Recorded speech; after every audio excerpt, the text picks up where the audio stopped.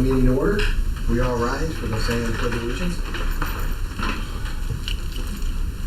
I pledge allegiance to the flag of the United States of America and to the republic for which it stands, one nation, under God, indivisible, with liberty and justice for all.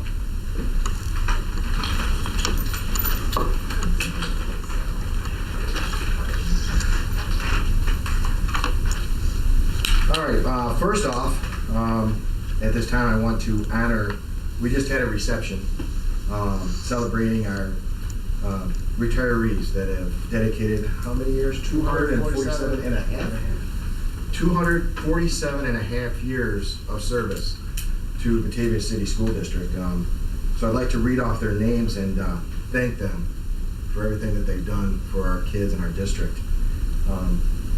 Suzanne Buckley, Frank Ferry, Amy Hathaway, Suzanne Lang, Paul Miller, Eileen Ognabine, Evelyn Oliver, Jane Palladino, Nick Pelton, Kristen Prospero, Suzanne Richenberg, and Brenda Shefflin. My hat goes off to all of them for all the years that they put in here. It's fantastic, so thank you very much for all that. Public to be heard, I believe we do not have any at this time. Okay. So next up, it's still me. I get to say some good news. First off, from the high school, Tracy Grover, a shout out to Janet Steves for her collaboration with the Operation Graduation process over the last couple of years. She has been very helpful and supportive to our students. From Jackson Primary and Robert Morris Satellite, Maureen Notaro, Lindsay Daly has worked well with our young students by bringing over her MBK students to be book buddies with our Jackson students. She has arranged a meaningful interaction and the students truly enjoy seeing their MB book buddies. Thank you, Lindsay, for making a difference.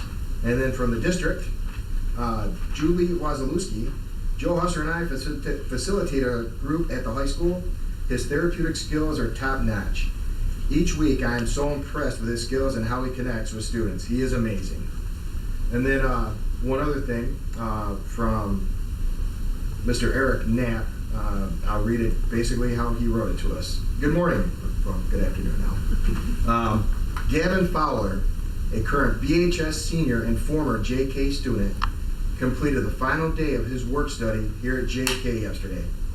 Gavin did a great job with us. Thank you, Mrs. McCarthy, Mr. Maniaci, and Mr. Klippel for being part of his JK work study team. I would like to send a special thank you to Gavin's aide, Mrs. Volpe, who did an amazing job with Gavin on those work study days. Prior to Gavin leaving yesterday, Mrs. Pearl, Mrs. Knapp, and Mrs. Jensen's kids made Gavin thank you cards and gave him a sweatshirt and a box of Chip Ahoy cookies. The box of Chips Ahoy cookies will be needed because Gavin has been hired to work for the buildings and grounds and will be at JK working this summer. He will need the energy to make sure the rooms are all ready in September for the kids. Congratulations to Gavin's family and all who have been part of Gavin's educational and athletic journey. P.S. Could someone from the high school who is on this message please share this with the appropriate high school staff? That's fantastic. So thank you very much for that. Next up, presentation time. We have our school resource officers, Officer Borchette and Officer Stevens. Take it away, folks. All right. So, yes, I'm Officer Stevens. This is Officer Borchette. I have worked for the Batavia Police Department. It'll be 5 years coming up in August. So not as many years as some people, but we're getting there. And I've worked, it'll be 4 years coming up in August. This is my first year as the SRO. And this is currently finishing up my second year. So we just wanted to start off our presentation with giving the pretty much overall definition of what a school resource officer is and what we're kind of here for. We're carefully selected, specifically trained and properly equipped law enforcement officers with sworn authority, trained in school-based law enforcement and crisis response, and assigned by an employee law enforcement agency to work collaboratively with one or more schools using a community-oriented policing concept. So essentially, a lot of the questions we get from people are, what do you do? Are you just like school security? And I always tell them, we are exactly a road cop and we're just placed in the school. We do everything we would do on the road and more. We get to build relationships with students. We get to kind of act as counselors in certain situations, and I actually think we'll get to that later. Every year, per our agreement with the schools, we go to a training from the State of New York Police Juvenile Officers Association. So we are members of this, and basically they just help us stay up to date on juvenile laws that change or any other information that we should need to know.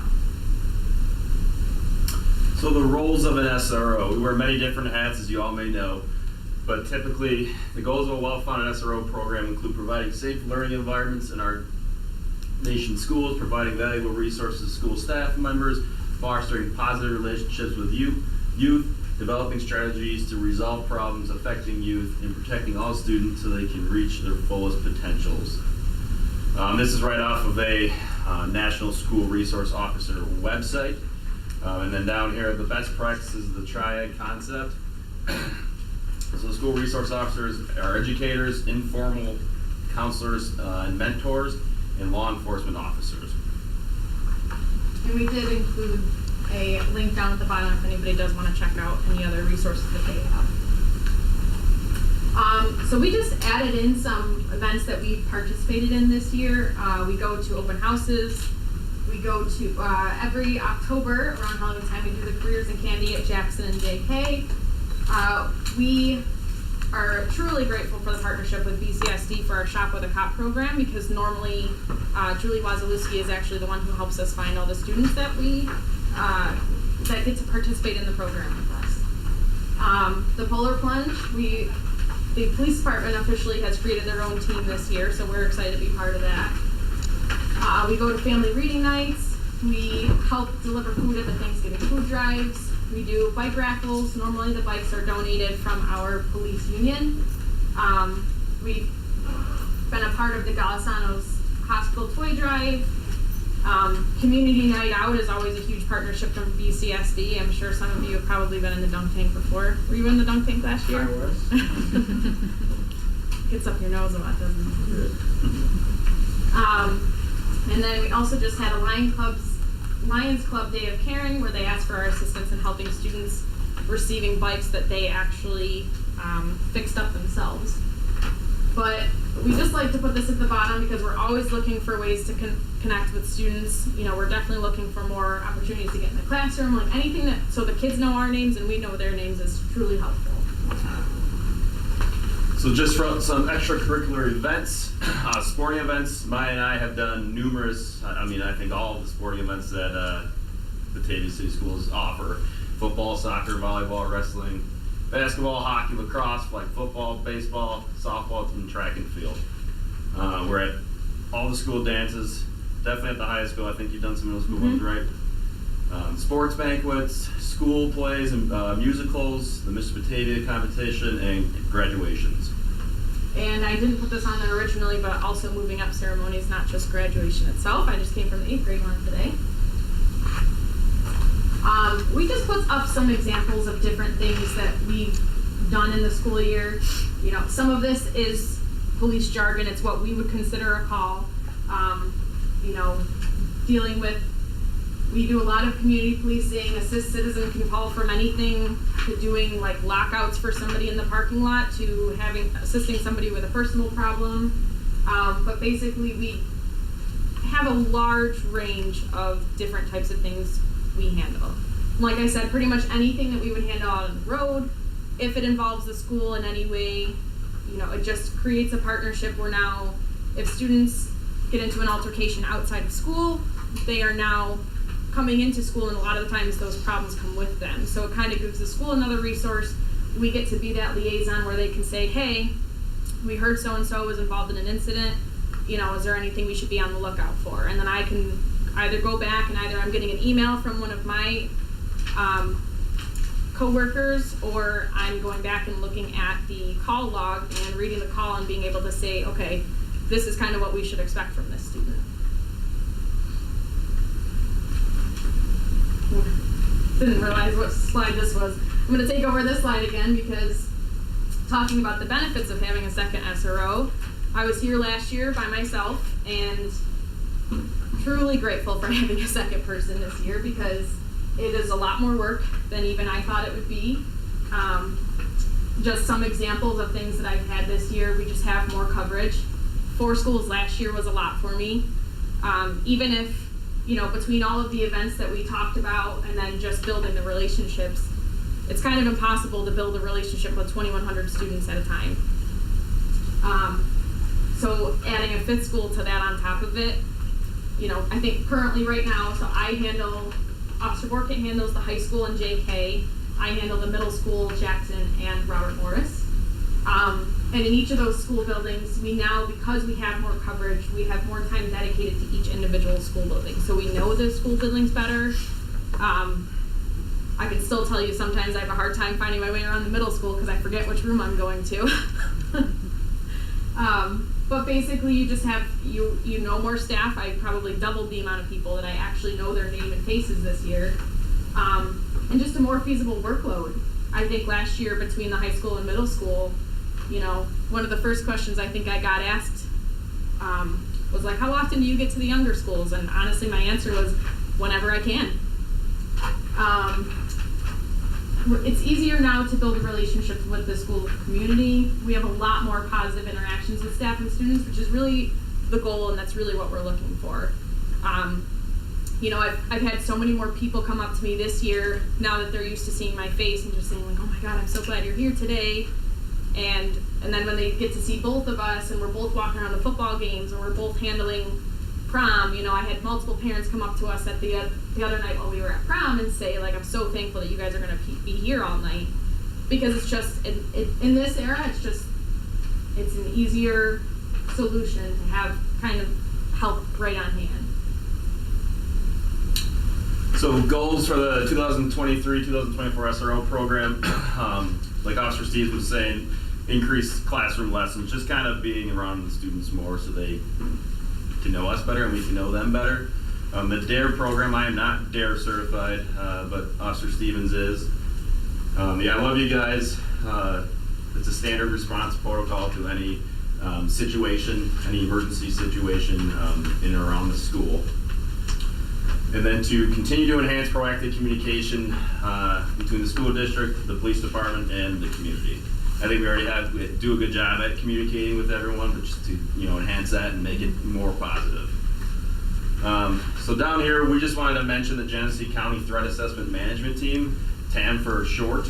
It is a threat assessment team ran by the county and has players from every law enforcement agency, Genesee County Mental Health, probation, pretty much anyone you would think about being in, public service in Genesee County is on that board. Businesses also. Yep. And that board is, if you have someone that you may be concerned about, whether it's making statements or just the way they're acting, you can bring their name to us, the board, and then we can make a threat assessment. It's a case-by-case basis. Not everyone might go to the board, but it's a case-by-case basis.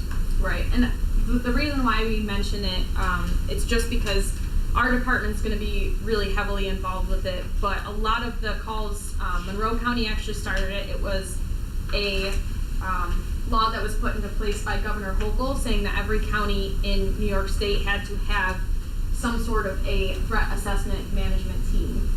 So pretty much if we find any situations, we go into this meeting, we don't give any information about the person. Whoever's bringing the situation is pretty much speaking all facts, and you bring it forward to the board and they talk about, positives, negatives, maybe there's a way that this person is leading it. It's not limited to children, but a lot of the complaints that do come in are from schools around Genesee County. So we pretty much would just go over, look at the whole situation, give all the facts, and then see if there's any other things that we can put in place to help redirect them, or other supports. Maybe we know that it's a student at the high school who really gets along with this certain teacher. Well, maybe we can have this teacher check in with them once a week just to, see where their mindset's at. So it's just kind of another level that we have, or that in place, a resource that really we have. And we just added some pictures. We're not always the best at remembering to take pictures, so we borrowed them from people. I think that's the bike. That was from our press conference at the beginning of the year.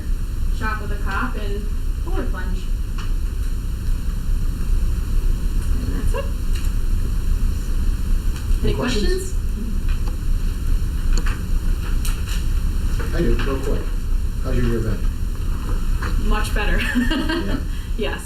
No, it's been a very good year. I mean, you know, especially this time of year, everybody's ready for summer, but I mean, overall, it's been a great year.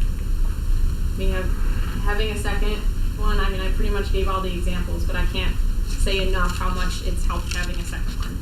Because there's no way we could do it with one person specifically. You know, I talked to a lot of the other SROs from around the county, and, you know, they have less schools than we do and less people. And there's certain opportunities that I think that I have more so than they have because of like the closeness of all of our schools, but it's just a benefit. And I can speak, just having to, like, work on the road, we have multiple officers working at once, so you can bounce ideas off of each other. So now there's 2 of us in the school, it's easier us to bounce the ideas off each other and help each other out. We definitely make a good team. Yeah. And that's a huge partnership too, because, you know, the 2 of us, even though we might not be in a school directly, we're kind of constantly keeping track of what the other person is doing, because if he's not here one day, I'm here. And we might have another officer come in off the road just to kind of help be an extra person for the day, but they don't know the kids the way we do. They don't know the situation like we do. So if we're keeping in contact and staying on top of things, it just kind of helps us overall. Twice a year we've been gathering with Connor and Maya and our admin team and the BPD, Chief Highbush and Deputy Ludi. Detective Sergeant Ludi. You know, we meet twice a year and kind of talk about what went well. We have set some goals for the following year. That meeting's coming up in 2 weeks. The 4 principals will either myself, our 2 SROs, and representative for the BPD. So we keep lines of conversation open all the time. Mm-hmm. Anybody else? Well, I just want to say thank you very much for doing a great job for us. Can't thank you enough. Well, thank you. Thank you. Nice presentation. Yeah. Thank you. Thanks. So I'm next, but I can speak to what they do. I work with them on a daily basis. Having 2 of them this year has made so much of a difference. We have so many events going on, multiple, sometimes 5 or 6 home things at a time, and they've done a good job moving around, being places that we need them, tough situations, they show up. So it's been very, very good. Yeah, fantastic. Thank you. Thank you. Thank you. Thank you. Next up, BCSD athletics update from AD, Mr. Mike Brown. All right, so my biggest problem is going to be, what am I doing here? Can I just touch it? There we go. Can I push that? Okay, so I just want to give you a little update of what we've done athletic-wise this year. We've had a very, very good year. This is my 24th year. Our record, I think, was 6 sectional titles in a year, and we got 5. So we were really, really close. And we did get a bunch of seconds, if you remember. You know, in boys basketball and track, we lost the last race. And then just in flag football the other night. I have a slide up here. I was hoping I was going to change it to sectional champs. But they end up facing a very, very good team. And the team that beat us beat the A's the next day, 18-0. So we didn't lose to a bad team. We had a great season. So this is the first team that were sectional champions. We're our football team. And obviously we went to the state semifinals. And then our track program is just one of the best in the state. No doubt about it. Our girls won indoor. Our boys won indoor. Our girls won outdoor. And our softball team, second time since I've been here, had an unbelievable run towards the end. Played very, very well, and they won a sectional title as well. So it was very heartwarming to see what they did. They did a great job.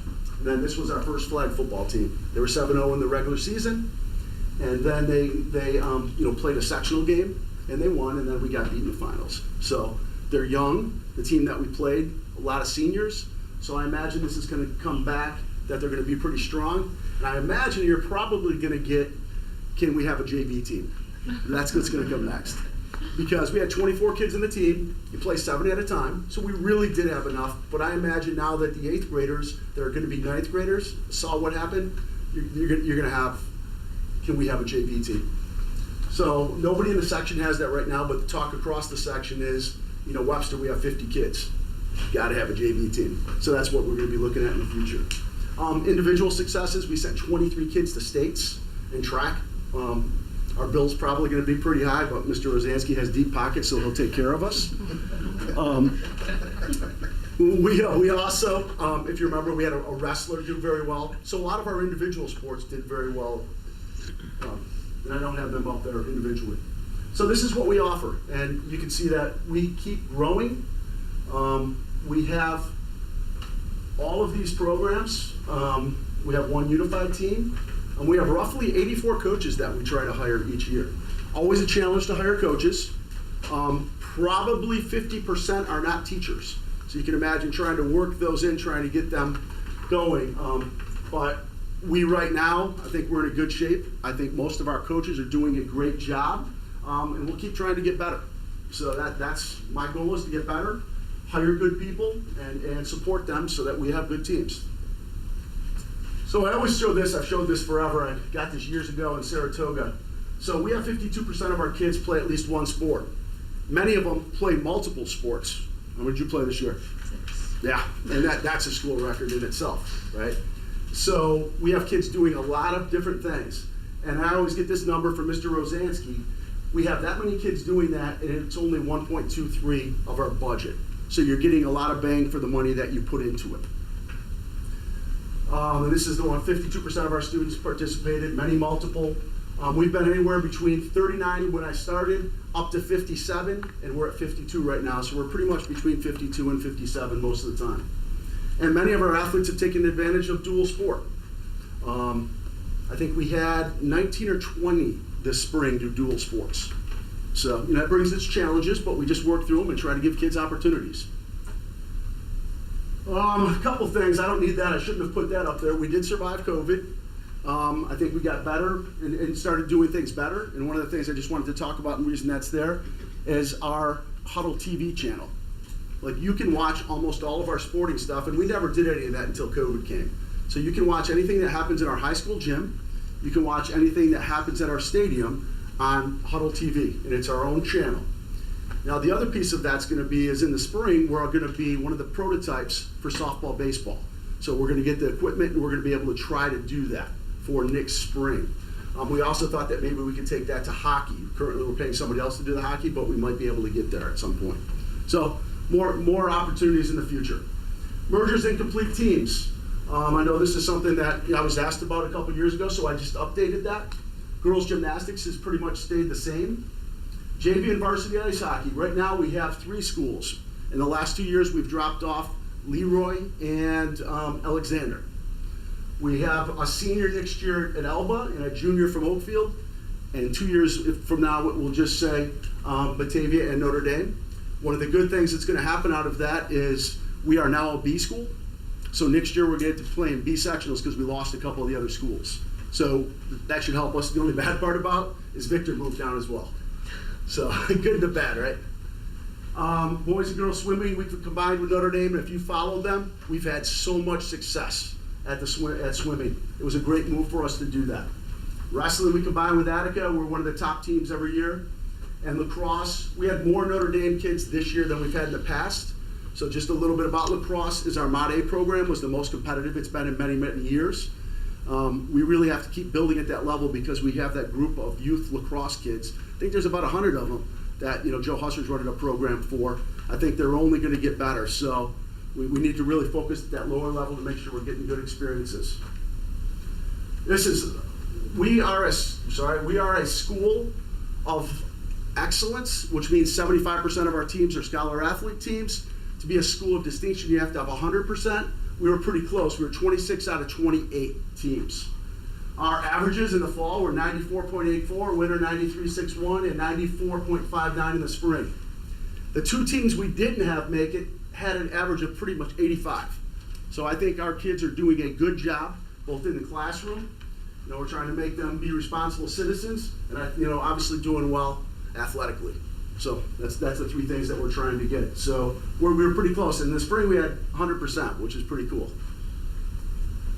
All right, Gipper. So Emily helped me do some things, and I put a lot of stuff out there. I never had anything other than a Twitter account. Now we do Facebook, Instagram, and Twitter, and there's a way that, just push a button using Gipper and it sends stuff out and it looks professional. So I told you about that last year. I think that's been good.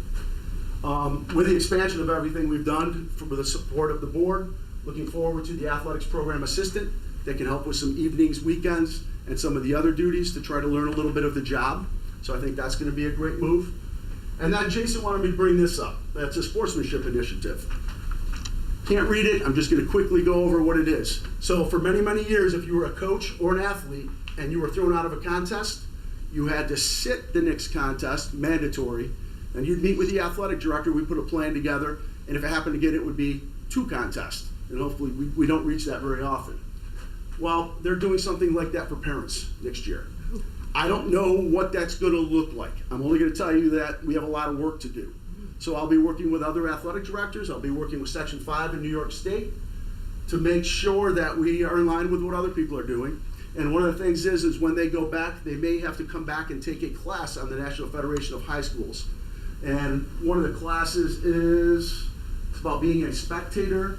There's some other ones as well. It doesn't list it on there. But there's a couple classes that we could say, first of all, you can't come back until you've taken that class and you've met with somebody to talk about what happened. So I'm not sure what that's going to look like. Probably going to be fun. But we're going to put that in place, and hopefully we get some support from the state with more ideas of how that's going to work.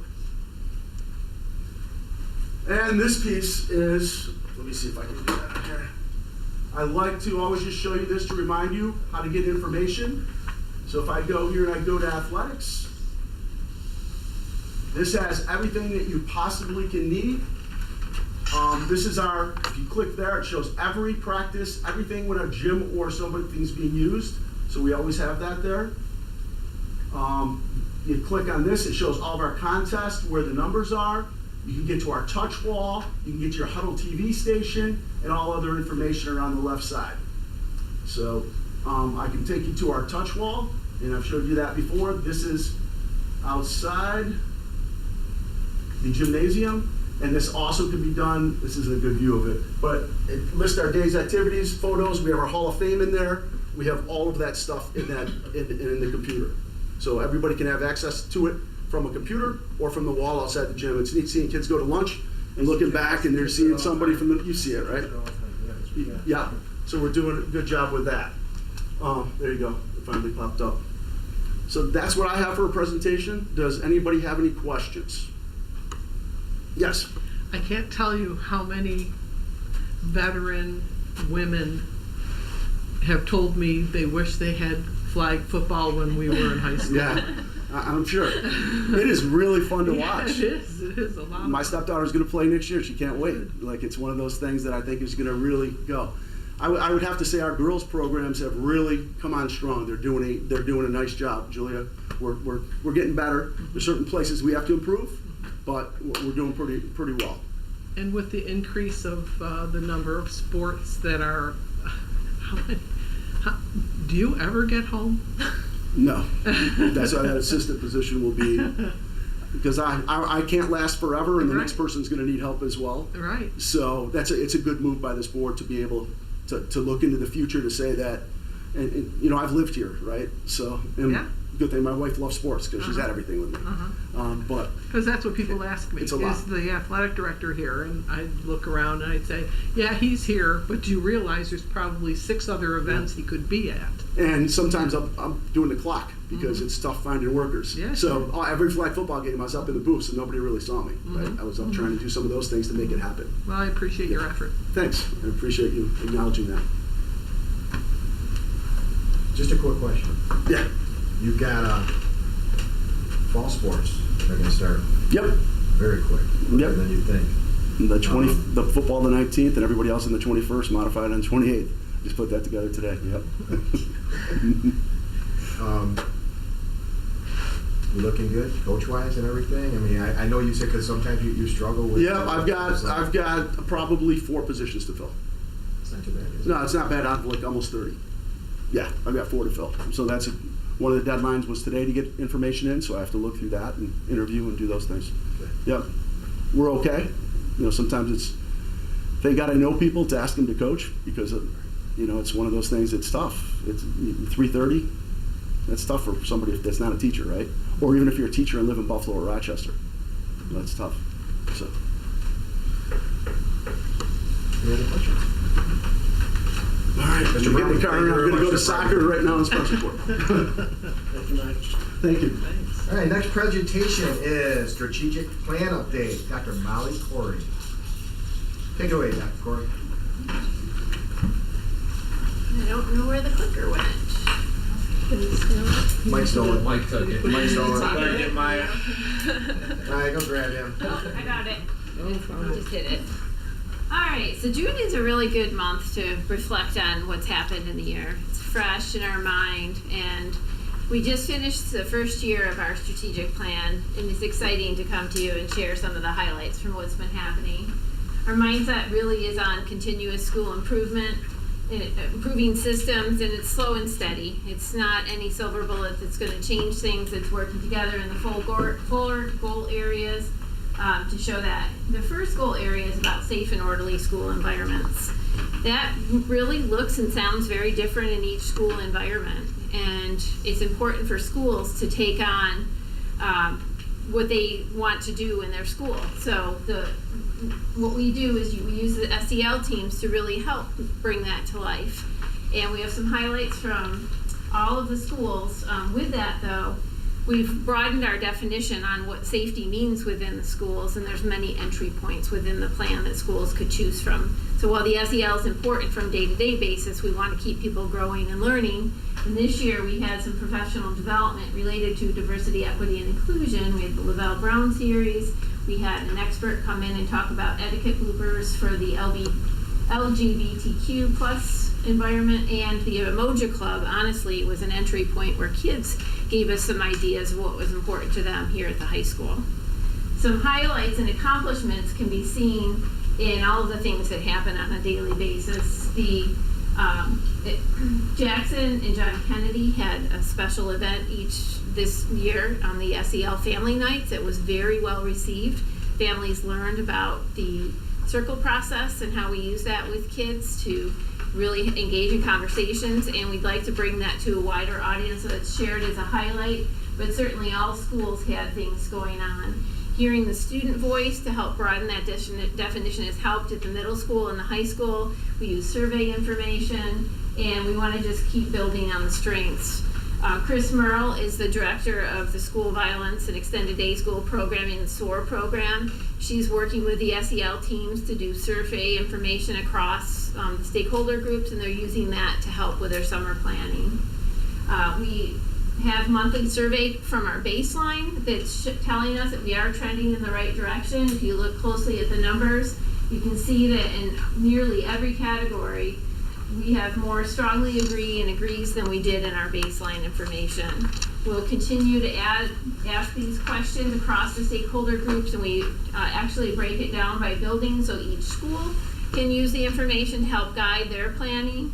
And our next steps for next year, some things that we're considering. We want to find ways to report more on the SEL. Those competencies are so important. The kids doing what they should be doing so that they can get to the academics. So they have asked if we could have a report card committee that would look at ways to infuse that into our report card systems, and also broaden that to parents. We want to just keep that school to home connection going so that the language is consistent in both places and helps people really achieve and attain their best. Goal area 2 is the collaborative culture. The shared decision-making teams had all of this stuff come to life. They really helped. With that, we're working at communicating with all other stakeholder groups, and you heard a little bit about Parent Square. That's going to be the communication tool that we hope really helps so that we're really streamlining all processes of communication from every team at the schools on out. Each school, through their plans, they wrote goals. This year, most had about 1 or 2 goals. I'll connect those into the academics. It's important that they stick to what's going on. What we found is most teams, when they realized that they could do more, they wanted to add on to their plans mid-year. So as we meet in the summer, I think they'll reflect on how they can broaden what they were doing in all 4 areas. For the clear and accessible curriculum, we dedicated the May 12th Professional Learning Day to really anchoring in on where we're at. Every grade level or department met and talked about their grade level expectations and updated that document. They have what we call a year at a glance that paces out what they would like to be doing and what we'd like them to be doing. And then they also did an audit of some resources. We started with 7-12. We are pretty well underway with everything that's happening K-6, but we wanted to know from 7-12 who's ready for a new textbook adoption process. And then they ultimately submitted proposals for some curricular work. We have things happening in every school, and it's exciting that we will.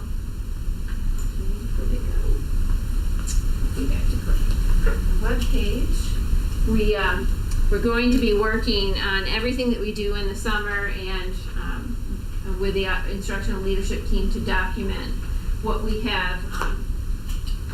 It's going to be an internal web page that lists by content where our curriculum is, and then by school, so that each grade level will have a page. This is just the start to what it will look like.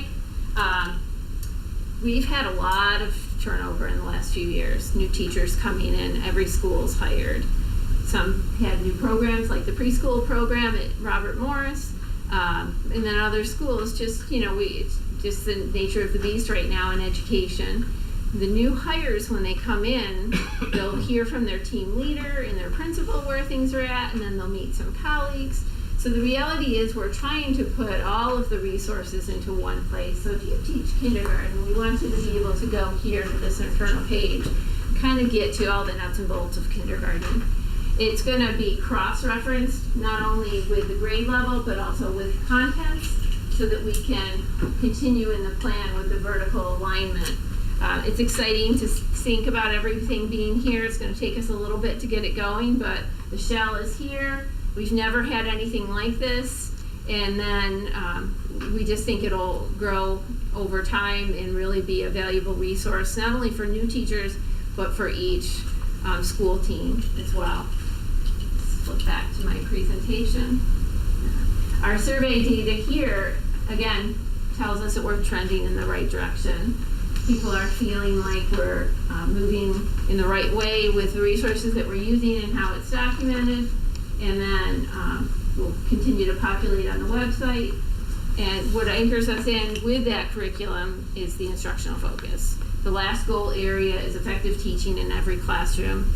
And the research tells us that the number one factor that impacts everything that we do is the skill set of that teacher. So we want to always be working on anchoring in to make sure that they're as strong as they can be. This year we had a book study anchoring in on the effective elements for teaching. Mike Schmoker is the expert and guru. We did a lot of professional development with teams, grade level teams, at faculty meetings and at different places, so that they were reminded of the important elements that we want to see in every lesson plan. From there, it really sparked a lot of conversation of what else can we do, circling back to our goals. They had all wrote a goal that was based on Schmoker's work. A lot of it was ensuring that kids had time to read in the classroom every day. We're doing well, and we're excited about the data that will be coming out from this year. Again, we're going back to that monthly survey data to see what do we need to do to improve. And the teams from the shared decision-making teams and the instructional leadership team met, and they talked about adding on to the Schmoker work by really focusing in on key strategies that you could use within that template, and each school has ideas of what they want to do. We're allowing them to really start where they know their staff is at and where they want to go with it, and ultimately they'll turn that into a plan this summer when they meet together. The PLC work that we're doing will also enhance everything that's happening, improve the conversations to ensure that things are truly becoming actionable in every classroom, so that we can really be excited to know that we have the highest quality teacher in every single classroom. What questions might you have? How how did you find the absentee? Did it improve this year? So every school really did have a goal with absenteeism, and I think each kingdom's a little bit different. It didn't change as much as we had hoped in some cases. COVID still was a factor this year, for one. And I think that when you think about how parents, their comfort level at different times in the winter with that, you know, it's hard to know what exactly happened with that. I think it's improving in some places, but we still have some work to do in others. Well, I just remember the middle school had the goal of each of the teachers making a contact. Yep. And, how successful was that? Well, and I would say every school has gone out of their way to do something. Having social workers in the schools is really helping, because they're connecting with families in different ways. One, we want to uncover what's happening with why kids aren't coming, but also provide supports that might be needed to help get them here. We know that if kids have a trusted adult, that really matters when they come into the school. And we've really tried hard to make sure that we know who that trusted adult is. There's good systems in place in every school for that. We really track and are doing all that we can. The one thing that the social workers, an idea that they came up with that they want to make happen, is to have some positive interactions during the summer. So they've scheduled to have home visits. We have about 100 people coming together on July 31st, and they're going to work in teams and go out and visit homes. They're working on the lists. Every school will have visits. There's teachers, there's administrators, and we have our neediest families kind of targeted with who do we know needs a visit. We bought some things just to make it exciting. If the little pull string backpacks with water bottles for each school, so that we could take something personal just to try to start with that positive connection, so that when things break down and we call the family to say, hey, what's going on, they're willing to work with us. There's a lot of research to support that will help. We think over time we're going to have to keep watching and seeing what we can do. I mean, some of the high schoolers, I think they had the hardest time coming back from COVID, because quite honestly, although they wanted to be here, they liked the freedom of not being here every single day. I think it's going to be challenging to see what can we do to add to from COVID what we learned that kids want, and find ways to be respectful with balancing coming back to normal. And we're constantly reading about how COVID has affected our students in all of the schools. And I'm sure they're at the times of standardized testing, and how do you, and then there's always the comment about all the federal money that was given, to improve the education in school after COVID. How do you think that's working? So we're very fortunate here. We have a lot of opportunities for the kids in the summer, and we're using that as a time to anchor them in. Our numbers are looking quite healthy in terms of who is committing to being here in the summer. We have some preliminary instructional reports that we're allowed to use to help make decisions that you will hear more about. It shows us we're trending in the positive direction. Okay. Good to hear. Very good. Very good. Dr. Corey, thank you very much for You're the presentation. welcome. All right, next up, it's report time. And first on the agenda is Superintendent Mr. Jason Sims. Thank you. Just do a little show and tell. This week we received notification from Utica National that we are going to qualify for the School Safety Excellence Award. We're at the Titanium Honors level, which I believe is the highest level you can have. I want to thank Scott for his work on that with his team. I'll pass around the press release that's going to be out shortly, as well as a plaque that we received. And also, I want to thank Scott and his team for getting that document. Somewhere we should show you that the process is a binder this thick. We have to submit board policy practices. So I just want to recognize that, and that will be out this week in the newspaper. I want to once again thank our retirees for the 247 years of service to our school and to our students. Especially thank you to our 4 principals Brittany and Tricia as well for making this event and hopefully this new tradition possible moving forward. You heard Mike talk about track. Just want to mention a couple things about our athletics. We did have 23 students qualify for the New York State Championship, which is the largest amount we've had. We had 17 come home with medals and 8 top 10 finishes for track, so that was very well done. You heard Mike mention girls softball, also winning Section 5. And to some academics, the last day of school for high school is tomorrow. The biggest exams begin Wednesday. We had the prom this past weekend. I was scouring Facebook and saw lots of great pictures of our kids all dressed up. It was a very nice event. This is ceremony season. We had 8th grade graduation happen this afternoon. I attended one of our pre-K moving up days. We have more this week. We're going to start with ceremonies across the school. Our band program went to Deering Lake Friday for the Deering Lake Music Festival. We came home with 3 awards. All of our groups, the band, the jazz, and the sax ensemble were ranked outstanding with distinction. Tricia and I have been working hard on the high school principal search, and that process is well underway. Our goal is to have a candidate for you to approve on July 10th. That doesn't mean the person will start on July 10th, but they have to give notice. But our plan is to have somebody to you by the 10th of July at the board meeting. I want to thank Julia for her outstanding board service as our student rep. She's done a fantastic job playing 6 sports. Welcome, is Peyton still there? Welcome Peyton. Peyton is going to be our new board rep. He's going to be a senior next year. He's participated in our band, and he was Javert this year in Les Mis, so we're excited to have Peyton join us next year as well. And I just want to thank all the board, our staff, my leadership team here. This was my first full year at the team. Of course, I had a half year here last year. I enjoyed seeing the whole cycle of events and look forward to many more to come. So thank you to the board and to the staff and to my leadership team for a successful year. And I believe that's all. Thank you. All right, thank you, Mr. Smith. And how did you do in your 5K? Which one? I've done several. So my last one, I'm going to brag. I'll brag a little bit. I came in 3rd. Hey, my age group at the Strawberry Festival in Albion. So I'm doing one more Saturday here in town. So there you go. Nice. Congratulations. 26 minutes and change. So Hey. not bad for 51. That's awesome, actually.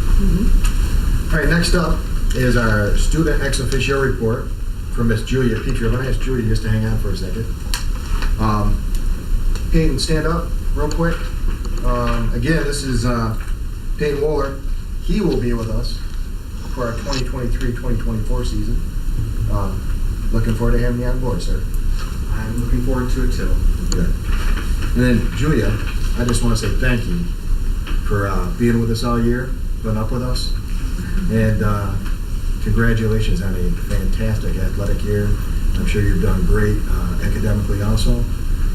And good luck in everything in your future. Where are you going next year, Julia? Tell us where you're going next year. Damon University. Damon for Physical therapy. And you're playing sports, right? Yes, track. Okay. Speaking of, the girls' track team won sectionals. Go Devils! As well as the softball team. So that was really exciting, especially for the softball team going 3 consecutive years to the sectional final and finally coming home with that trophy. I know they were super excited about that, and they all deserved it. They have been working so hard. Since most of them have been on the varsity team since 8th grade freshman year, so they've really come together and rallied together to earn that. We had our awards ceremony recently here at the high school where there were 80 plus awards given out, awards and scholarships to our BHS students. So everybody was very well deserving of that, and I'm so proud of all of them. Our flag football team, as everybody has now spoken about, did very well. They reacted very well to the season, like interacting with each other, because it is such a wide demographic of girls on that team coming from cheer, soccer, softball, whatever it may be, because it is new. They're all just kind of testing the water, trying it out. They all responded very well to each other, working as a team, coming together, as well as the coaching staff. Like, I know several of them have now, they were a little nervous with Coach Boo at first. They were like, I don't really know what to expect. But now they all love him, they rally around him. And it's just great to see that growth that they've had throughout the season. How did it work with flag football being, let's say, a second sport? You had your primary sport, and then you went. How did that work? Did that work all right? Yeah, a lot of flag football practices were later in the day, so many of the athletes could go to their primary and then their secondary. Or like game days, Coach Boo worked it out, and Coach Boo and Coach Fix worked it out, so they wouldn't have to be to the field till 5:30, so that way they could still make to most of their practice prior and then still be there for the games. Oh, good, good. And then I want to talk about prom. I know Mr. Shiner and Mrs. Chua did a great job with prom. I know they were very nervous about it from the start. We were all bugging them. We want blah, we want this, we want that, we don't want this. And we were on their case a little bit about not having it at Vendetta. They weren't sure exactly how it was going to work out because we did miss out on that 2 years of fundraising for COVID. And where was it held? Woodsmith Estates. Okay.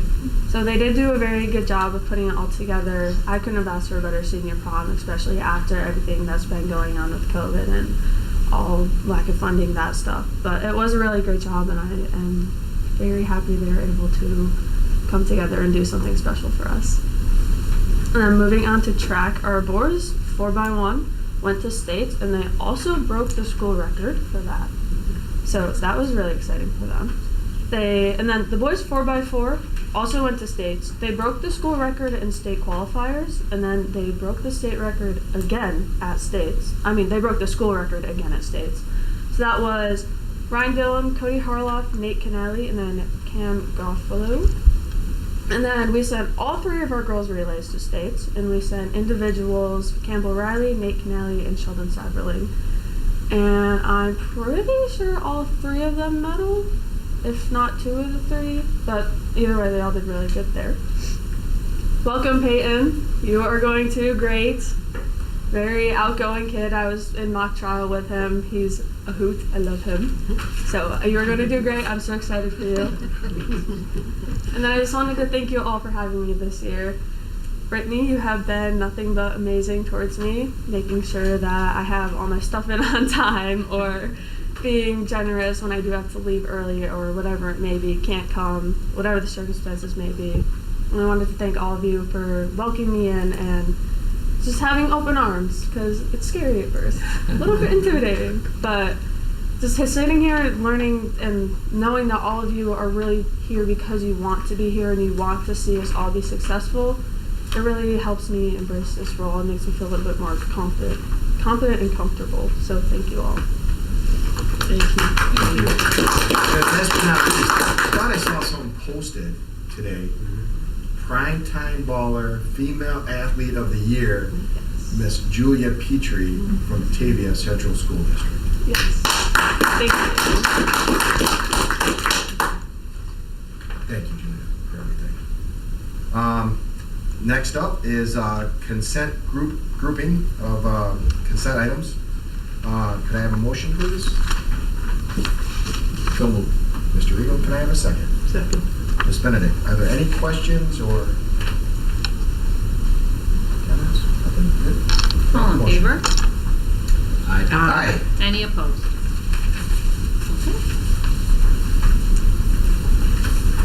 All right.